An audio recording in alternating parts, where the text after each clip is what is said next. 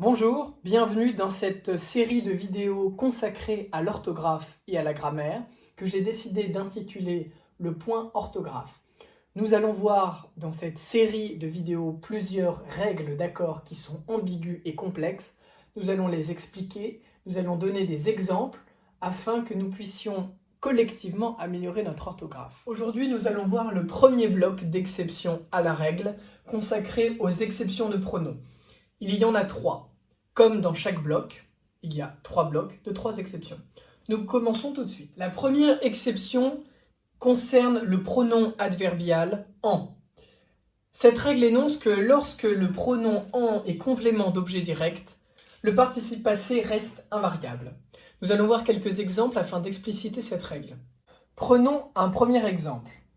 La phrase « DBD, j'en ai lu quand j'étais jeune ».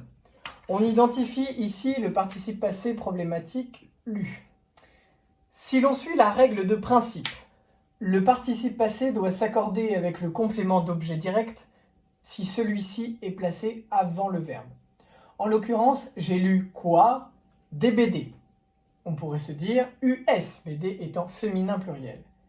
Néanmoins, la règle d'exception que nous venons voir fait en sorte que le COD est ici le pronom « en » qui reprend DBD. J'ai lu quoi? DBD. J'en ai lu une quantité indéterminée.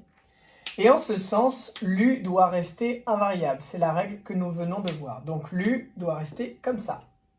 Prenons un deuxième exemple avec la phrase « Des batailles, Napoléon en a gagné ». Comme à la phrase précédente, on identifie le participe passé problématique « gagné » en l'occurrence.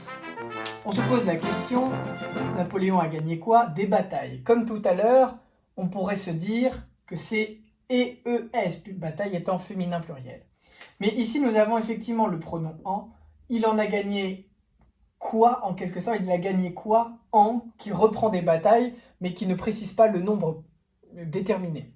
Donc, comme la règle d'exception vient de nous l'indiquer, nous devons laisser gagner comme ceci, et non pas EES. Voyons tout de suite la deuxième exception à la règle, qui concerne le pronom personnel « il », mais justement pas personnel en sa forme impersonnelle. Lorsque le verbe utilise le pronom « il » en sa forme impersonnelle, le participe passé reste invariable. C'est ce qu'énonce la règle. Mais rappelons d'abord ce qu'est un verbe impersonnel. Un verbe impersonnel est un verbe qui ne s'emploie généralement qu'à la troisième personne du singulier ou à l'infinitif. C'est le cas des verbes à caractère météorologique, pleuvoir, neiger, grêler, venter, bruiner. On ne dit que il pleut, il neige, il grêle et pas je pleut, elle neige, nous grêlons. Le verbe falloir, il faut que. Des verbes à tournure présentative, il y a, il fait froid. Et d'autres verbes qui eux-mêmes ne sont pas impersonnels mais qui sont rendus impersonnels. Il manque une page sur ce cahier, il paraît que tu as déménagé, il est nécessaire d'y remédier, etc., etc. Il y a une constante à ces formulations, c'est que le pronom « il » qui est utilisé est dépourvu de sens personnel. Il ne représente pas une personne. C'est ce que l'on appelle la tournure impersonnelle du pronom « il ». Et cela nous intéresse directement pour notre règle d'exception quant à l'accord du participe passé quand le verbe est un verbe impersonnel. Prenons un premier exemple avec la phrase « Les orages qu'il a fait ont réveillé les enfants ».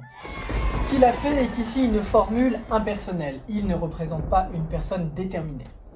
Ainsi, on pourrait se dire, selon la règle de principe, les orages qu'il a fait, les orages en quelque sorte qui ont fait, qui ont été faits. Dans ce cas, fait prendrait un S, conformément à l'accord avec orage.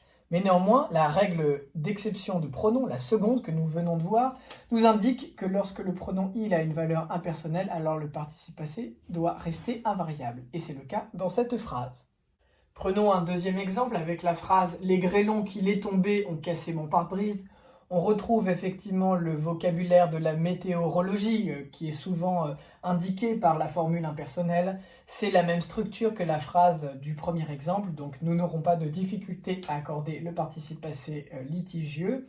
En l'occurrence tomber, les grêlons qui sont tombés, on serait tenté d'accorder le participe passé et est conformément au sujet en quelque sorte, mais ici la présence d'un il en sa tournure impersonnelle fait que nous devons laisser le participe passé invariable. Enfin, dernière exception de cette vidéo qui conclura donc le bloc des exceptions de pronoms.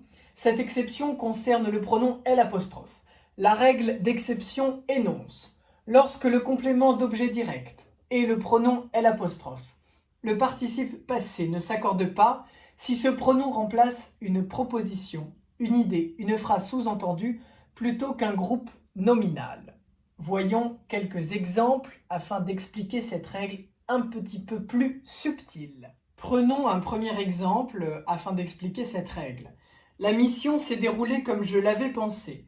J'ai pris le soin d'écrire et de souligner en rouge le L' qui est au cœur de la règle d'exception, qui va poser problème évidemment quant à l'accord du participe passé pensé, non pas déroulé qui n'a rien à voir, pensé. J'avais pensé quoi? Effectivement, j'avais pensé la mission elle ici a bien fonction de complément d'objet direct du verbe penser. Mais il faut se référer à la règle d'exception précédemment énoncée quant au sens du L'.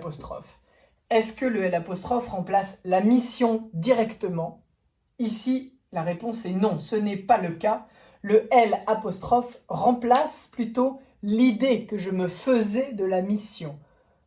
Quand il remplace une idée, une proposition, une phrase sous-entendue, le participe passé reste invariable comme c'est le cas. Je vais donner un deuxième exemple où le L' est COD et où le participe passé doit s'accorder pour bien comprendre la distinction de sens. Voici un deuxième exemple où L' est aussi COD. Cette histoire-là, je l'avais imaginée seule. Conformément à la règle de principe, nous devons accorder le participe passé avec le COD si celui-ci est placé devant. J'avais imaginé quoi? Cette histoire-là. Histoire étant féminin singulier, imaginer prend bien un E. Mais alors pourquoi pas ici? Ici, le pronom L', on dit que c'est un complément évidemment direct du verbe, mais c'est un pronom neutre. C'est-à-dire qu'il reprend une phrase subordonnée, une partie de texte ou une idée sous-entendue. Il équivaut alors au mot cela. S'il reprend plutôt un groupe nominal, comme c'est le cas, il reprend cette histoire-là, les règles générales d'accord du participe passé employé avec l'auxiliaire avoir s'appliquent. Je vous remercie de m'avoir écouté. Ici s'achève la seconde vidéo de cette chaîne, mais la première vidéo consacrée aux exceptions, en l'occurrence de pronoms, à la règle d'accord du participe passé employé avec l'auxiliaire avoir. J'espère avoir été suffisamment clair et explicite dans cette vidéo. N'hésitez pas à me faire des retours dans les commentaires ou à me poser des questions afin que j'apporte des précisions sur des points que vous n'auriez pas compris. Une prochaine vidéo sortira prochainement et sera consacrée aux exceptions d'infinitif à la règle de l'accord du participe passé employé avec l'auxiliaire avoir.